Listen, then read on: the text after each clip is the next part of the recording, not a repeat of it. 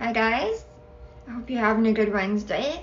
So I'm here to do another training for our team, and some of you may have attended Eric Rory's recruiting challenge last month. He is a direct sales expert.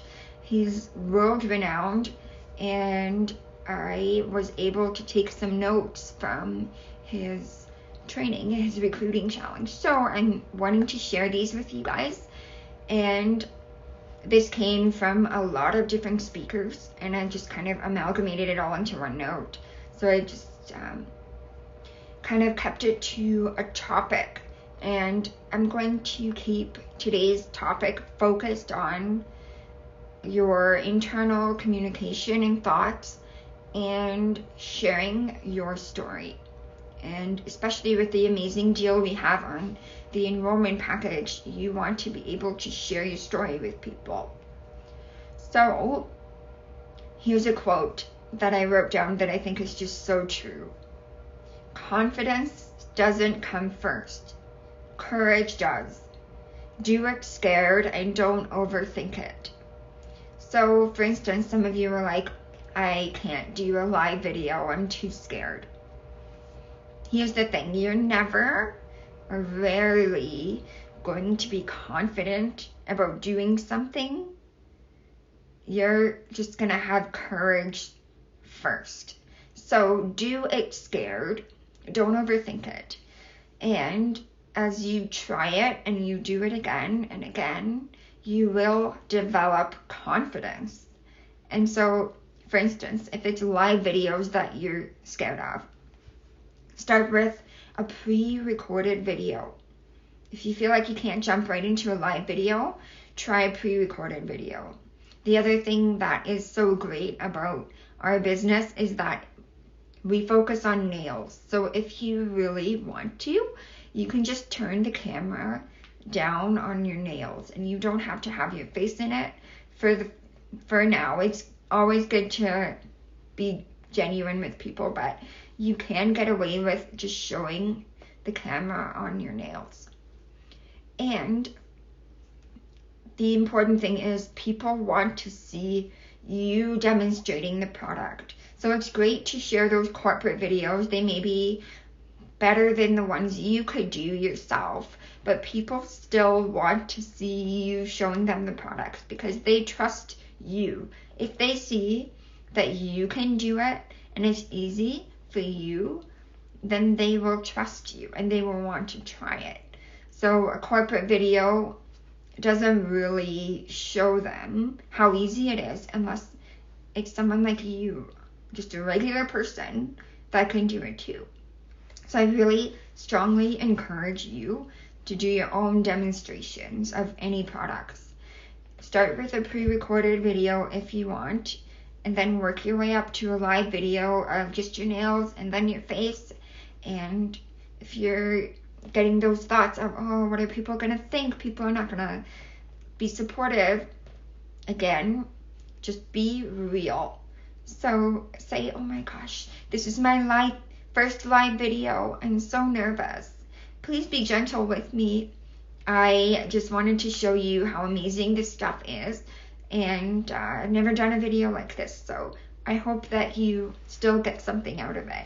Your friends are going to be like, you're doing great, keep going.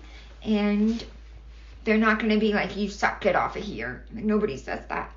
So I really encourage you to just get that courage, and then the confidence will come. So we're going to move into the internal communication. There are 3 C's. If you want to take notes, you can write this down. The 3 C's of internal communication that might be inhibiting your success. First one, C, can't. So these are thoughts like, I can't do a live video. I can't do nail art. I can't be successful. I can't recruit. Whatever it may be, these types of thoughts are not helpful. And while these things may not be happening right away, if you keep thinking that you can't, then you won't. So the only way to make those things happen is to keep believing that you can and turn those can'ts into I can. Okay? And the second C of internal communication is concerned. So this is literally worrying about everything. So concerned would be, for example, what are my friends going to think of me? I am not very good at this. So concerned about whether you're going to make enough sales. Concerned, like it's okay to be concerned, but you don't want this to just be constant thoughts, constant worrying that is inhibiting you from actually going out there and doing something about it. So worrying, concerned, those thoughts are not helpful to your success. A lot of direct sales is just all about mindset and having a positive framework. That is what makes people successful. It's all up here. So the third C is cutting or negative thoughts. So cutting thoughts are thoughts that are directly attacking your value and your worth as a person. So these are more than just I can't and I'm worried and concerned. These are I'm not good enough to do this. I'm going to fail. I am not worthy of success. I do not have friends. I'm trying to think what else. These are just very cutting thoughts that you wouldn't want to say to your daughter.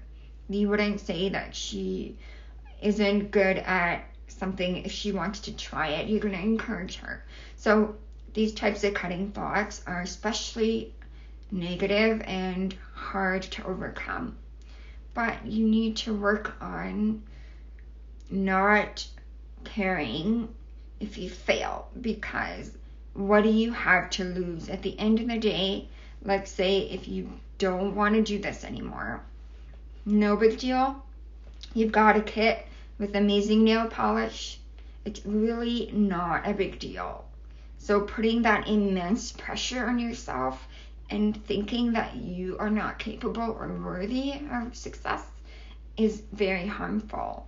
And we are in the business of empowering women to step outside of their comfort zone to make these new friendships. We have made so many amazing connections in this business. If you get nothing else, you will get some new friends. So anyways, that's starting to go off on a tangent, but I just wanted to stress how important it is to keep that positive mindset. So there's also external communication that can be inhibiting you from being successful. So some of these external communication points, there's 3 C words again. So the first one is cheesy. So when you're sharing a product review or description, you can be cheesy, and that might turn people off. So for example, on corporate, they have descriptions of the products, which are fine when someone is going to your website and reading it. But if you want to share about the product, you want to be real. So you're not using words like from corporate. If you drink this tea, you will feel an air of relief and comfort. And you know how they really like play up the dramatic cheesiness when they're describing our products, and they, you know, you will feel like a beauty queen when you paint your nails with this pink color. You will be a diva, like, you know what I mean? Like just that dramatic cheesiness description of products is not real. So when you are sharing your review of things, you want to keep it genuine and not cheesy. Does that make sense? So the second C of external communication that might be inhibiting some success is Conman or overconfident. So if you are not giving people the option to say no, and you are just automatically like assuming that they're going to want it, it's good to be confident, but I'm talking specifically about Conman and overconfidence. So for example, if you were to say to somebody, oh my gosh, you have to come to this party. I'm going to invite you. Here's the link. Please click join. And you're not giving them the option of, it's totally okay if you don't want to. I just wanted to share this with you. So if you're sending them a message and you're like, hey, this party's awesome, join, and you don't give them the option, it's totally fine if you don't want to. Or if you're sharing the enrollment package and you're like, this is an amazing deal, here's the link to join, and then you're not saying, what do you think? Or it's totally fine if you don't want to. You know what I mean? So it's that overconfidence, and people feel like you're a con man. So that's the second C. And then the third C is compassionate. So it's actually a lack of compassion. So a lot of what you should be doing in your communication with people is listening more than talking. So you want to, if someone says to you, oh, I don't have time, I can't paint my nails, and you say, yeah, you can, but then you haven't asked why, or they haven't had a chance to even say why because you just keep talking. So it's good to find out why they think they don't have time to do their nails, and maybe you'll find out that it's because their baby's up all night and they're so tired and they feel like they just spend the only time they have sleeping and they have to clean the house or whatever. Then this gives you a chance, because you've listened to them, to build that rapport and connection with them. So you can say, oh my goodness, I remember those days when my baby was getting up through the night and I was so tired. And I just want you to know that the great thing about this polish is that it only takes 15 to 20 minutes, and then you can forget about it for like 2 weeks. It lasts so long, and it's not like makeup where you have to put it on every single day, but it is just a little something that you can do to feel a little more put together. Even if you're tired, it does not take long, and then you can forget about it. So now you've given them that compassion. So a lot of times we don't give that compassion because we're not listening. So to build on that, if you've overcome some negative thoughts and you have worked on being genuine in your external communication, then you should be ready to share your story. And there's a right story and there's a real story. People don't want the perfect story. People want the real, authentic story. So be vulnerable. People don't relate to perfection. They relate to the messes and the screw-ups and the losses. They do not relate to the wins and the success because they're not there yet. So you should write this down, take some notes. There are 4 parts to your story. Number 1, your background. Number 2, what you did not like about it. So this is before you found GelMoment. And this should take about 60 seconds. And then we have a pivot, which is 30 seconds. So you are going to be saying that you realized you were missing something, and then you thought that maybe GelMoment would fix that. But you haven't talked about your solutions yet, just that pivoting where you realized GelMoment might help you. And then you decided to join. So that pivot part is about 30 seconds. Then there's the solution to your problems and how you feel about your future. And that after GelMoment is 60 seconds. So you've got before GelMoment, your background, what you didn't like about it, 60 seconds. The pivot where you realized that maybe GelMoment could help you, so you joined, 30 seconds. And then the after GelMoment where you share the solution to your problems and how you feel about your future is 60 seconds. So the whole story should be about 2.5 minutes. You start writing it out and then you can start talking it out loud as if you're sharing it with a friend. So one thing to keep in mind when you're writing out your story is that there should be 3 specific things in your before gel moment, like 3 things you did not like about your life before. And these 3 things, don't forget to turn them into what changed after you joined GelMoment. This will help you to kind of keep to a form of story where you've got 3 things that changed after GelMoment. So keep that in mind when you're writing your story. And try not to name the company itself. Keep it to qualities about the company rather than naming the company. So this gel nail polish instead of GelMoment, because then it sounds like a sales pitch when you use the company name. And if they're curious about it, they'll ask, right? They'll ask about the company. So I'm gonna give it a shot and share my story with you as an example. So if someone asks me, what do you do for a living? And I will say, actually, that's an interesting story. So I was a registered dietitian and I worked part-time at a nursing home. And I was really proud of that because I had worked hard. I got my degree. I had a competitive internship and I was very proud of that title. But then I had a baby and I completely fell in love with her. And I didn't want to go back to work. I loved her so much and the thought of going to work was hard. But I knew I wanted another baby and I needed to get the hours for EI so I could have another mat leave. So I went back to work. And finding childcare can be really hard. Thankfully, I only had one daughter and my mother-in-law decided to watch her for me. And I also had to drive 1 hour there, 1 hour back from work. That was also really hard.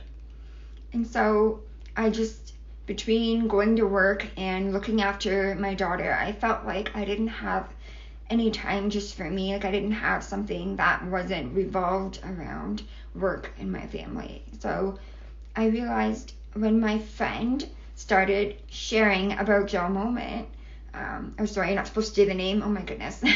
When my friend started sharing about this gel nail polish that I could do from home and it didn't take a base and a top coat, I was like, this doesn't cost me an arm and a leg and I can do it at home. And when she explained that I could actually earn money doing this and sharing it with my friends, I was like, what do I have to lose? So I decided to give it a shot, and I had friends that were very receptive to it. They also loved the idea of pampering themselves as moms. They had gotten away from doing that. And so before I knew it, I had a team growing, and by the time I had to go back to work after my second mat leave, I was making enough money with it that I didn't need another EI. We could afford to stay home for my third baby. So as hard as it was for me to quit, because I felt very proud of that job, I quit and I haven't looked back. I do not regret staying home with my babies and knowing that I've been able to help my family get out of debt, have no debt, and provide vacations for us to go on. I feel so hopeful about our future, being able to provide for them. And not only that, but I have made so many amazing friends. I feel I am providing value as part of this community.